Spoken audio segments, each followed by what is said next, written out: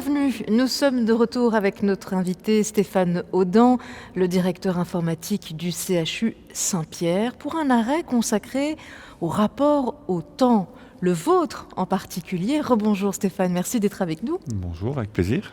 Alors, une première question un peu personnelle. Quelle est justement la façon ou le moyen que vous utilisez pour ralentir? Comment ralentissez-vous? Alors c'est vrai qu'avec le temps, c'est peut-être lié à l'âge, mais on a l'impression que le temps va de plus en plus vite. Mais malheureusement, on ne peut pas arrêter le temps. Enfin, c'est une réalité à laquelle il faut vivre. Maintenant, on peut s'adapter sur cette accélération cette accélération du temps et gérer son temps. Et que faites-vous justement? C'est juste une question, c'est comment gérer son temps. Je pense qu'il faut s'organiser. Il faut faire la part des choses entre il y a du temps pour travailler, du temps pour se détendre, du temps pour la famille. Il faut trouver l'équilibre entre tout ça. Je m'inspire souvent des 4 accords Toltec. Donc ceux qui ne connaissent pas les accords Toltec pourront faire des recherches, mais le 4e accord Toltec qui dit « fais toujours de ton mieux ». Et donc si chaque jour suffit sa tâche, et donc si chaque jour on fait de son mieux, on retrouve l'équilibre. Donc faire de son mieux, ça veut dire faire ce qu'il faut faire tous les jours, et pas plus. Donc quand on veut être aussi trop perfectionniste, pouvoir faire de trop, c'est souvent une source de stress et une source de perte de contrôle du temps en fait. Alors notre échange est basé sur la connexion, il est axé sur la connexion. Comment est-ce que vous observez la connexion d'il y a 5 ans? Il y a beaucoup de choses qui ont changé ces 5 dernières années, puisqu'il y a eu l'avènement, avant 5 ans, l'Internet, mais après il y a eu l'avènement des mobiles, et puis alors l'explosion des réseaux sociaux. Et tous ces outils qui vont avec. Donc il y a une accélération au niveau de l'adoption des technologies qui est effrayante. Donc on peut voir l'adoption des technologies, le temps d'adoption des technologies est de plus en plus court en fait, ça va de plus en plus vite. Donc, et ça va crescendo? Oui, ce qu'on attend justement d'experts en informatique et de gens qui ont des fonctions managériales en informatique, c'est de faire cette veille technologique. Donc la technologie évolue tout le temps, donc il faut rester éveillé, il faut suivre ce qui se passe et être prêt à adopter des nouveaux modes de communication. On l'aura compris, la connexion est capitale, essentielle. Néanmoins, que faire face à la multiplication des outils et des services technologiques? Oui, donc c'est une difficulté à laquelle on est confronté. C'est vrai qu'au départ, quand on a commencé à développer l'informatique, qui est un métier assez récent, on commence avec une page blanche, donc on construit de rien.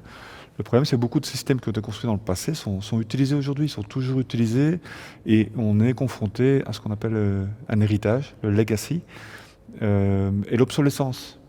Donc certains systèmes vieillissent, et à ce moment, d'autres arrivent, mais les anciens tournent toujours, sont utilisés, et donc il faut les remplacer.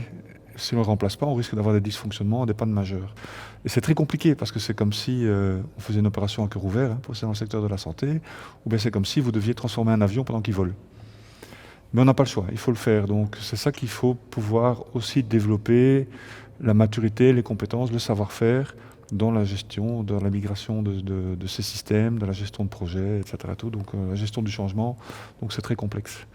Et donc le métier d'informatique devient en effet aussi de plus en plus complexe et doit chercher aussi sa maturité pour gérer cette transformation. Vous parliez justement de veille technologique comme condition importante pour mieux appréhender le futur. Quels sont les obstacles qui risquent de se dresser devant nous par rapport à la connexion?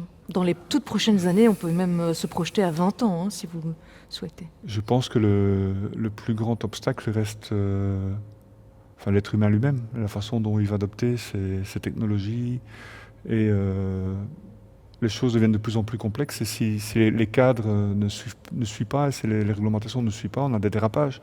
Donc c'est connu, les dérapages par exemple dans les réseaux sociaux, avec les problèmes de harcèlement, etc. Donc je pense il y a des évolutions, et puis il y a des adaptations, puis on apprend des erreurs, et puis on corrige. Donc si on n'arrive pas à développer vite assez le cadre et les règles pour fonctionner correctement, on risque d'avoir des dérapages. Est-ce que vous vous donnez suffisamment de temps et de moyens pour appréhender tout cela? Alors il faut le faire, donc un thème qui est hyper important aujourd'hui aussi, à partir du moment où on devient tous connectés, tout devient digital, les données deviennent critiques, et donc la cybersécurité est évidemment, et la cybermenace c'est une actualité aujourd'hui, et pour les hôpitaux on est très exposés.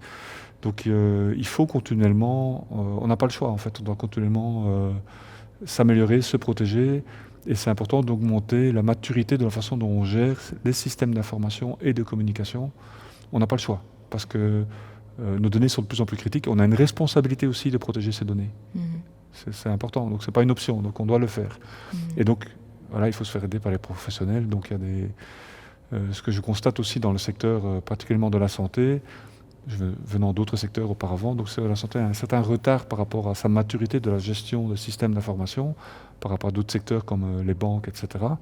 On a 20 à 30 ans de retard, je pense, mais on n'a pas 20 à 30 ans pour le rattraper, parce que le métier devient digital et la donnée doit être partagée, etc. Tout pour la continuité des soins, et les soins, je dirais, l'écosystème de soins au niveau national, même au niveau mondial.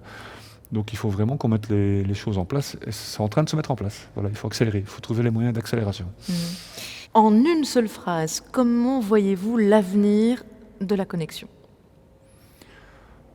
À l'avenir, je pense qu'on sera de plus en plus connectés, et je pense que la technologie va continuer à faciliter les connexions, et donc il faut être vigilant, mais ça ne remplacera jamais la connexion physique, et on a toujours besoin de contact humain. Je pense que c'est la leçon qu'on peut tirer justement de cette crise sanitaire. On peut connecter virtuellement avec des outils, et les outils il y en a de plus en plus, mais on a tellement besoin de contact humain. Vous y croyez ? On va toujours être sensible au contact humain ? On ne va pas s'isoler dans l'individualisme avec la connexion ? Je pense que justement ceux qui font ça, c'est une dérive et ça ne fait pas du bien en fait. Donc la sortie de la crise nous a montré combien on avait besoin justement du contact humain.